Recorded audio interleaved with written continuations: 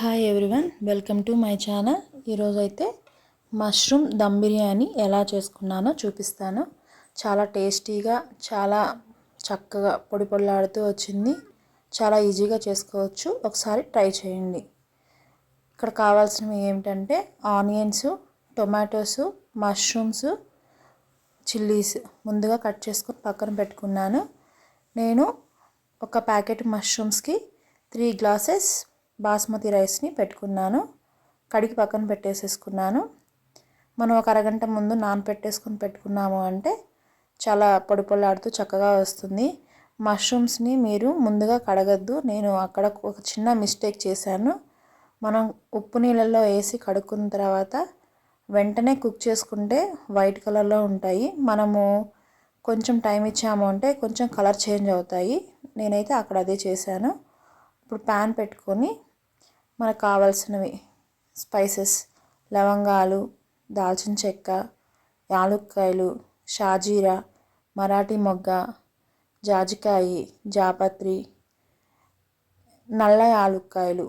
నల్ల యాలుక్కాయ వేసుకుంటే టేస్ట్ చాలా బాగుంటుంది, ఫ్లేవర్ కూడా బాగుంటుంది. ఒకసారి ట్రై చేయండి. బిర్యానీ ఆకు ఇవన్నీ తీసుకున్నాను. తీసుకొని ఒక 2 స్పూన్స్ ఆయిల్, ఒక 2 స్పూన్స్ నెయ్యి కూడా వేసుకున్నాను.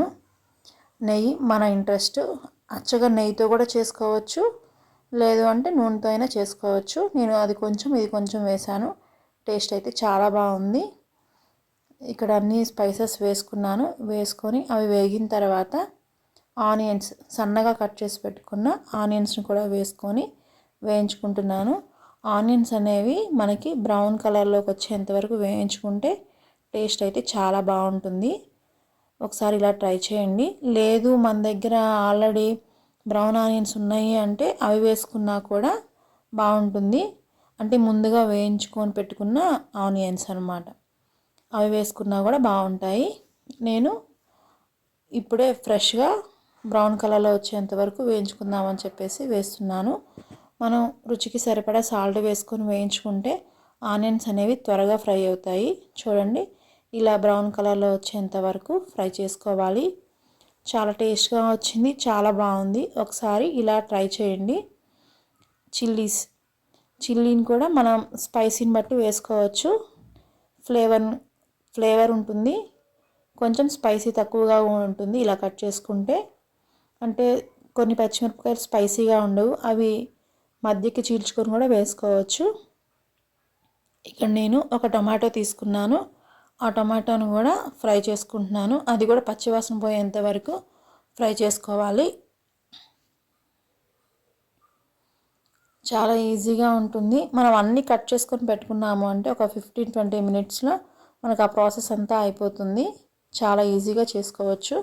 ఇక్కడ అల్లం వెల్లుల్లి పేస్ట్ ఒక 2 స్పూన్స్ వేసుకుంటున్నాను. నేను ఎప్పటికప్పుడు అల్లం వెల్లుల్లి పేస్ట్ అనేది ఇంట్లోనే ప్రిపేర్ చేసుకుంటాను. బయట అల్లం వెల్లుల్లి పేస్ట్ నాకు స్మెల్ అనేది నచ్చదు, ఆ ఫ్లేవర్ బాగోదు. అందుకే నేను ఎప్పటికప్పుడు ఇంట్లో రెడీగా చేసుకొని పెట్టుకుందే వేసుకుంటాను. ఇవన్నీ పచ్చివాసన పోయేంత వరకు వేయించుకోవాలి. ఇక్కడ నేను ఒక 2 స్పూన్స్ ధనియాల పొడి, ఒక 1/2 స్పూను, ఒక 3/4 స్పూను జీలకర్ర పొడి కూడా వేసుకుంటున్నాను. జీలకర్ర పొడి వేసుకుంటే ఏంటంటే ఎక్కువ వేసుకుంటే ఏంటంటే కొంచెం చిరుచేదు వస్తుంది, అందుకని తక్కువ వేసుకోవాలి. ఇక్కడ వచ్చేసి బిర్యానీ మసాలా మనకి బయట షాపుల్లో అయినా దొరుకుతుంది, లేదు అంటే మన ఇంట్లో అయినా ప్రిపేర్ చేసుకుందైనా వేసుకోవచ్చు. నేను ఇది ఇంట్లో ప్రిపేర్ చేసుకుందే బిర్యానీ మసాలా, అది కూడా వేసుకున్నాను. ఇవన్నీ వేసుకొని బాగా కలయి తిప్పుకోవాలి. కలయి తిప్పుకొని మనము ఒక 4 స్పూన్స్ కర్డ్ వేసుకోవాలి. నేను ఉజ్జాయింపుగా వేసుకున్నాను. మీకు లెక్క కావాలి అంటే ఒక హాఫ్ బౌల్, అంటే ఒక చిన్న బౌల్కి హాఫ్ బౌల్ వేసుకుంటే సరిపోతుంది. స్పూన్స్ వచ్చేసి ఒక 4-5 స్పూన్స్ వేసుకున్నాము అంటే సరిపోతుంది.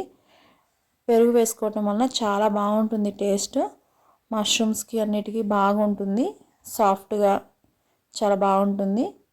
ఇవన్నీ వేసిన తర్వాత మనం కడిగి పెట్టుకున్న మష్రూమ్స్ని వేసుకోవాలి.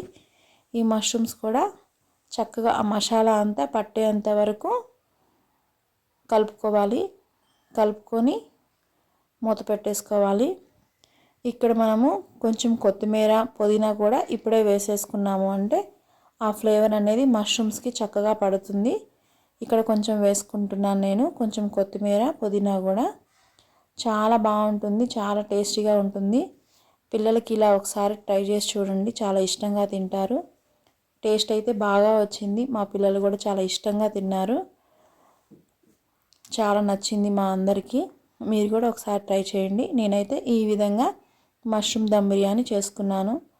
చాలా ఈజీగా ఉంటుంది, ఒకసారి ట్రై చేయండి.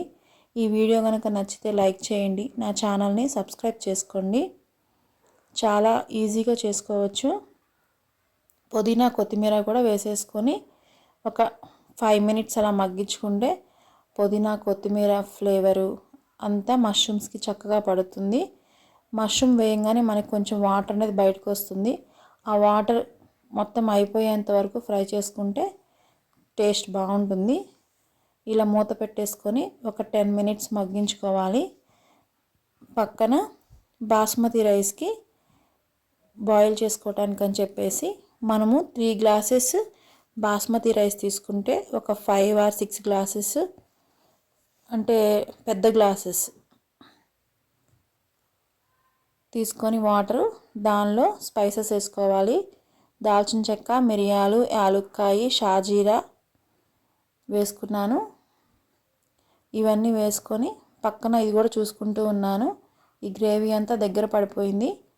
స్ప్రెడ్ చేసుకొని ఆ గిన్నెలోనే స్ప్రెడ్ చేసుకొని స్టవ్ ఆపేసేసుకున్నాము అంటే మనం ఈలోపు బాస్మతి రైస్ అనేది కుక్ అయిపోతాయి. రుచికి సరిపడా కొంచెం ఉప్పు కూడా వేసుకోవాలి. ఎందుకంటే మనం రైస్ ఉడికించేటప్పుడు ఉప్పు అనేది రైస్కి పడుతుంది, అప్పుడు టేస్ట్ బాగుంటుంది. చూడండి ఇక్కడ బాయిల్ అవుతున్నాయి కదా, ఇలా బాయిల్ అయ్యేటప్పుడు మనం కడిగి పెట్టుకున్న బాస్మతి రైస్ని వేసుకొని ఉడికించుకోవాలి. ఇది మనము 70% లేదా 80% వరకైనా ఉడికించుకోవాలి. మధ్య మధ్యలో చెక్ చేసుకుంటూ కూడా ఉండాలి. నేను ముందుగా నెయ్యి వేయటం మర్చిపోయాను. నెయ్యి లేదా నూనె వేసుకుంటే రైస్ అనేది అతుక్కోకుండా ఉంటుంది. నేను తర్వాత వేసాను, నెయ్యి మర్చిపోయాను. మీరు ముందుగానే బాయిల్ అయ్యేటప్పుడే వేసేసుకుంటే చాలా బాగుంటుంది. ఇప్పుడు వేసినా బాగానే ఉంటుంది, నేను మర్చిపోయాను అందుకని ఇప్పుడు వేసాను. ఇవన్నీ ఉడికిన తర్వాత మధ్యలో మనం అప్పుడప్పుడు చెక్ చేసుకుంటూ ఉండాలి, చిన్నగా కదపాలి. ఎందుకంటే ఉడికేటప్పుడు రైస్ అనేది ముక్కలు అవుతుంది. చిన్నగా కదుపుతూ చెక్ చేసుకోవాలి. మనం చెక్ చేసుకుంటే తెలుస్తుంది అది 70% ఉడికిందా 80% ఉడికిందా అని చెప్పేసి. నేనైతే మధ్య మధ్యలో చెక్ చేసుకుంటూ ఉన్నాను. చూడండి ఇక్కడ మొత్తం 70% వరకు కుక్ అయిపోయింది. దాన్ని నేను నీళ్ళన్నీ వడకట్టేసేసుకొని ఆ రైస్ని దీనిలో వేసేసుకుంటున్నాను. ఇక్కడ మనం లేయర్స్గా వేసుకోవచ్చు, లేదు అంటే మామూలుగా అయినా వేసేసుకోవచ్చు. నేను ఇక్కడైతే మామూలుగానే వేసుకుంటున్నాను. లేయర్గా అంటే ఇప్పుడు మనం ఒక వరుస రైస్ వేసేసి మనకి పుదీనా కొత్తిమీర ఆనియన్స్ని మనం కొంచెం ఎక్కువగా వేసుకొని దానిపైన స్ప్రెడ్ చేసుకుంటే ఆ ఫ్లేవర్ అనేది ఆ రైస్కి పట్టేసి బాగుంటుంది. అలా కూడా ట్రై చేయొచ్చు, ఒకసారి ట్రై చేయండి. నేనైతే 3 గ్లాసెసే ఉన్నాయి కాబట్టి చాలా తక్కువగా ఉంది, అందుకని డైరెక్ట్గా వేసేసుకున్నాను. ఫ్లేవర్ అనేది చక్కగా రైస్కి అన్నిటికీ బాగా పట్టింది, చాలా బాగుంది. ఇలా కూడా ట్రై చేయండి, చాలా టేస్టీగా బాగుంటుంది. ఇవన్నీ వేసిన తర్వాత పుదీనా కొత్తిమీర కూడా వేసేసుకొని ఇక్కడ నేను ఫుడ్ కలర్ వాడట్లేదు, పాలల్లో కొంచెం పసుపు వేసుకొని అలా అక్కడక్కడ వేసాను. కలర్ అనేది మనకి కనిపిస్తుందని చెప్పేసి ఇక్కడ వేయించిన జీడిపప్పులు కూడా వేసుకుంటున్నాను. ఫ్లేవర్ బాగుంటుంది, అది లేని వాళ్ళు స్కిప్ చేసేసేయండి. ఫుడ్ కలర్ అయితే నేను యూజ్ చేయలేదు, పసుపు కొంచెం మిల్క్ కలిపి అలా వేసుకున్నాను. చూడటానికైతే బాగుంది. ఇలా మూత పెట్టేసేసి మనం బరువైంది ఏదైనా పెట్టుకుంటే సరిపోతుంది.